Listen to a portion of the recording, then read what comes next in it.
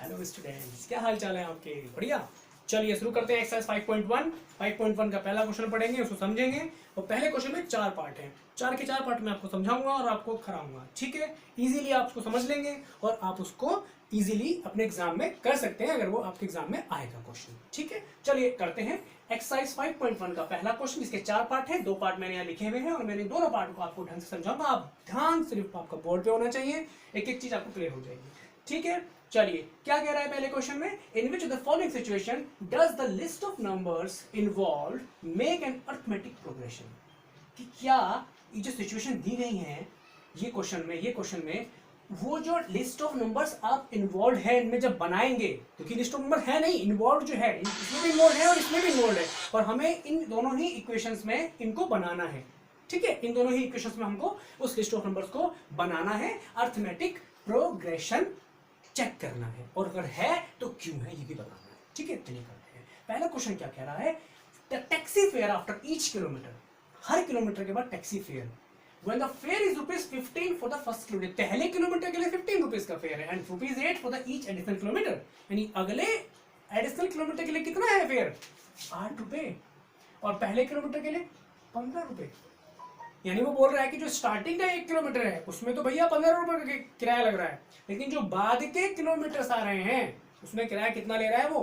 8 रुपए, यानी किराया उसने कम कर दिया। ठीक है, हमें क्या बनाना है? एक नंबर की लिस्ट बनानी है। तो वो कौन सी लिस्ट होगी, किस नाम से जानी जाएगी? The taxi fare after each kilometre. तो क्या लिखेंगे हम? The taxi fare after each kilometre. तो taxi fare after each kilometre कैसे बनाएंगे हम इसको?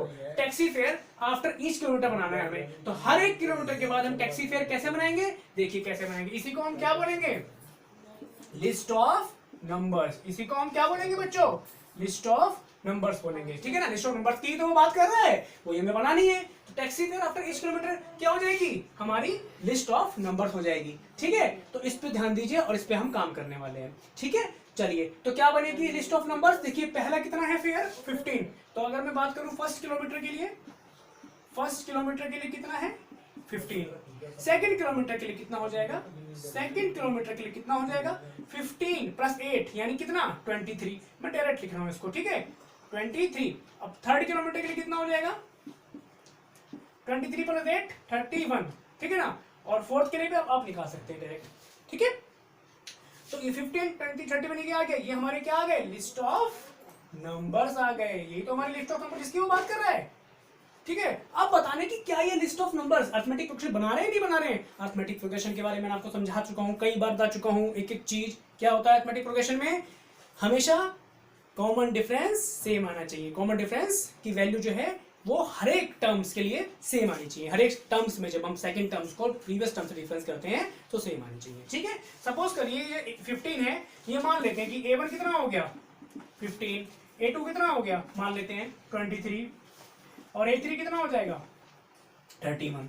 अब निकाल के देखते हैं यहाँ से A2 माइनस A1 कितना आ रहा है? A2 माइनस A1 अगर मैंने निकाला 23 में 15 के कितना बचा? 8। A3 माइनस A2 कितना आया? 8। 31 में 23 क्या 8? तो इसका मतलब क्या हो रहा है? कॉमन डिफरेंस क्या आ रहा है? सेम आ रहा है। कॉमन डिफरेंस क्या आ रहा है? सेम आ रहा है, क्योंकि आप देख रहे हैं उसने क्या बोला है कि 8 रुपीज जो है वो ईच एडिशनल किलोमीटर के लिए आता जाएगा। तो कॉमन डिफरेंस हमेशा क्या होता जाएगा? 8 ही होता जाएगा। ठीक है ना, लेकिन एग्जाम में दिखाने के लिए आपको क्या करना पड़ेगा? प्रॉपर तरीके से करना पड़ेगा। Taxi fare after each kilometre that is list of numbers क्या हो जाएगी? फर्स्ट किलोमीटर इतना, सेकंड किलोमीटर इतना, थर्ड किलोमीटर के लिए इतना, और फिर लिस्ट ऑफ नंबर्स ये हमारा क्या है? इसी को हम लिस्ट ऑफ नंबर्स बोलते हैं। और A1 इसको हमने कैसे लिखा? लेट से। इसको आप लिख सकते हो लेट से, लेट से ऐसा कह सकते हो आप। ठीक है, कि A1 इतना, A2 इतना, A3 इतना, अब निकाला तो कॉमन डिफरेंस ये किस होगी? क्या हमारा D, तो D कितना आ गया हमारा? 8 आ गया। अब वो बोल रहा है कि अच्छा ठीक है, तो इसका मतलब क्या हुआ? ये क्या हो गई हमारी? AP हो गई। These equation are in AP, these equation are in AP। ये AP में हो गई ना ये इक्वेशन, ये 15 23 31 AP में हो गई। AP क्या बन गई हमारी? 15 30 और 31। ठीक है, आगे आएगी जो भी संख्या 39। ठीक है, जो भी आप जोड़ सकते हो तो कोई दिक्कत नहीं, 8 का गैप लेके। अब वो बोल रहा है कि बताओ कि क्या, वाई, ऐसा क्यों है? ऐसा इसलिए है क्योंकि कॉमन डिफरेंस कितना आ रहा है? 8। तो आप लिख सकते हो this is in AP because common difference is 8. Common difference 8 है क्योंकि एक ही वैल्यू है, इसीलिए ये किस में हो गई, एपी में हो गई। ठीक है, इसमें एक बार समझाया तो समझ में नहीं आया है। हमने सबसे पहले क्या करा, taxi fare after each kilometre, उसी को हम क्या बोलेंगे, लिस्ट ऑफ नंबर, क्योंकि लिस्ट ऑफ नंबर तो हर एक क्वेश्चन में इन्वॉल्व है। ठीक है, इसमें भी इन्वॉल्व, सब में इन्वॉल्व है। तो जो टैक्सी फेयर है हर एक किलोमीटर के बाद, वो हमारा लिस्ट ऑफ नंबर हो जाएगा। ठीक है, अब आप देखिए फर्स्ट किलोमीटर कितना हो गया, उसने बोला है फेयर 15, सेकंड किलोमीटर के लिए फेयर कितना हो जाएगा, उसमें आप 8 को ऐड करोगे, क्योंकि अब जो सेकंड किलोमीटर आएगा अब फेयर 50 नहीं है, अब 8 रुपए है, तो 15 और 8 23 हो गया। अब अगले किलोमीटर के लिए फिर 8 ऐड कर देंगे, फिर 8 ऐड कर देंगे, तो कितना हो जाएगा 23 प्लस 8 31, और ऐसे ही हम आगे भी ऐड करते चले जाएंगे, ऐसे ही कंटिन्यूस हम चलते चले जाएंगे। ठीक है, और इसमें हमें बता दिया हमने आपको कि भाई ये एपी बन गई क्योंकि कॉमन डिफरेंस 8 है, और क्योंकि वाई रीजन दे दिया है कॉमन डिफरेंस 8 का, तो ये हमारी क्या बन गई, एपी बन गई। इसमें कोई प्रॉब्लम, इसको लिखने का तरीका ये होगा, A1 इस तरीके से, A2 इस तरीके से, A3 इस तरीके से, आपको रिप्रेजेंट करना पड़ेगा बकायदा इस तरीके से, तब आपको समझा जाएगा कि आपको क्लियर हो गया। ठीक है, अब आप इसके इक्वेशन क्लियर हो गया, अब आप इसके सेकंड पार्ट पाएंगे, ये भी बहुत इंपॉर्टेंट पार्ट है, अक्सर एग्जाम में पूछ लिया जाता है। The amount of air present in a cylinder when a vacuum pump removes 1/4 of the air remaining in the cylinder at a time. ठीक है, यानी क्या हुआ इसका मतलब कि सिलेंडर में जो एयर प्रेजेंट है, ठीक है, वो amount of air present in a cylinder when a vacuum pump removes 1/4 of the air remaining in the cylinder. ठीक है, सिलेंडर में एयर भरी हुई है और वैक्यूम पंप के जरिए उसमें से हम क्या कर रहे हैं, एयर को रिमूव कर रहे हैं। कितना पार्ट रिमूव कर रहे हैं, 1/4। तो हम ये मान लेते हैं कि भाई सपोज करो कि ये एक सिलेंडर है, ठीक है, इस सिलेंडर में कितनी है, x लीटर एयर फिल हो चुकी है। ठीक है, अब इसमें से कितना माइनस करना है आपको, इसमें से इसका 1/4 यानी x का 1/4 माइनस करना है, तो कितना बचेगा, 4x माइनस x 3x/4, तो यहाँ कितना आ जाएगा 3x/4। अब इस 3x/4 का भी 1/4, पहले इस 3x/4 का 1/4 निकाल लीजिए,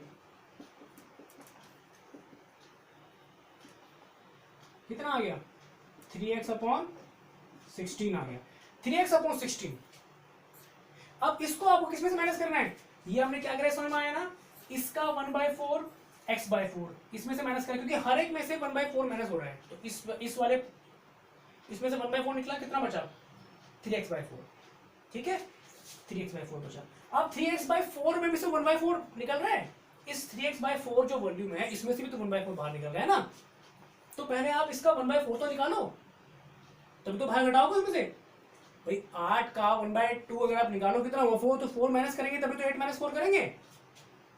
ठीक है, तो 3x/4 है, इसका 1/4 निकाल लेते हैं, तो 3x/4 क्या हो जाएगा 3x/16। अब इस 3x/16 को आपको क्या करना है, 3x/4 में तो माइनस करना है, तो कितना हो जाएगा, अगर मैं देखें 3x/4 माइनस 3x/16, 16 आ गया एलसीएम, 4 हो गया 16 और 4 3 जा 12, 4x माइनस 3x कितना आ गया बेटा, ये 9x आ गया है ना, 9x/16 आ गया।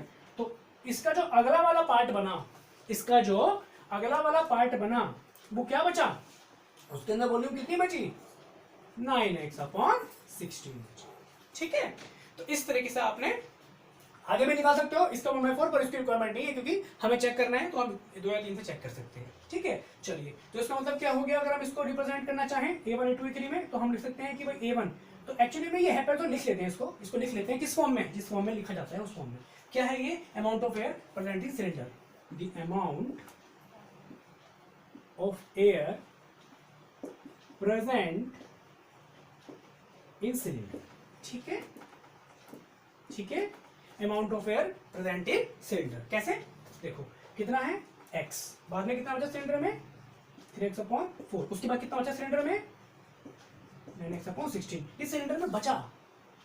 अब ये जो बचा amount of air present in cylinder, ये तो है x, फिर 1/4 गया 3x/4, फिर 1/4 गया, फिर 9x/16।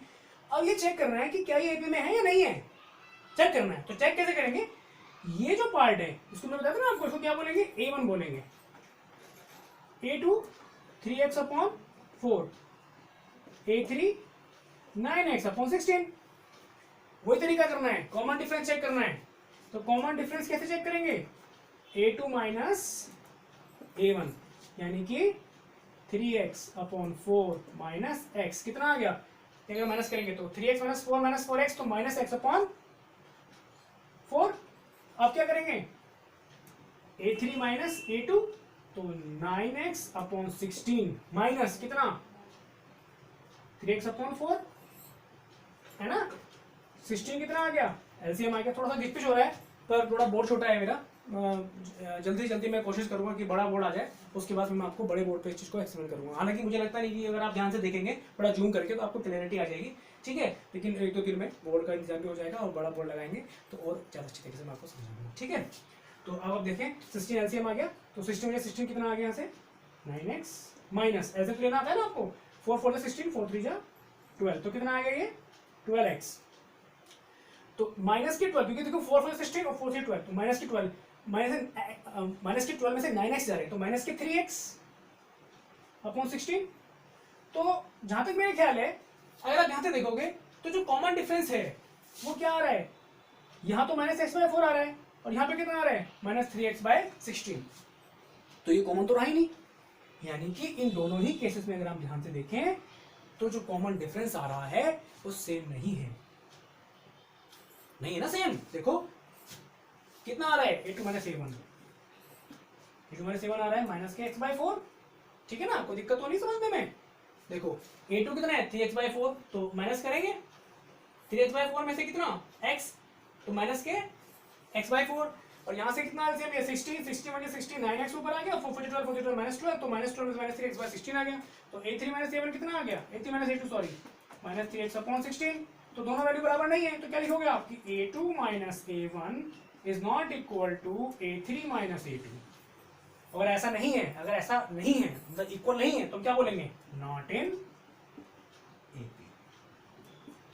तो ये बोल रहा है कि वो जो लिस्ट ऑफ नंबर जो है वो एपी में इन्वॉल्व नहीं है। Is that clear. तो ये आपके पहले क्वेश्चन के दो पार्ट हो गए, ठीक है। रेस्ट ऑफ द पार्ट्स मैं आपको कल बताऊंगा, और एक्सरसाइज 5.1 के क्वेश्चन नंबर 2 3 4 मैं कोशिश करूंगा कि एक ही वीडियो में मैं कंपाइल कर सकूं, ठीक है, ताकि आप लोगों को कोई प्रॉब्लम ना हो, ठीक है। थैंक यू स्टूडेंट्स, कोई प्रॉब्लम है तो आप कमेंट सेक्शन में कर सकते हैं। इस वीडियो को प्लीज शेयर करिए, सब्सक्राइब करिए और लाइक करिए। Thank you so much.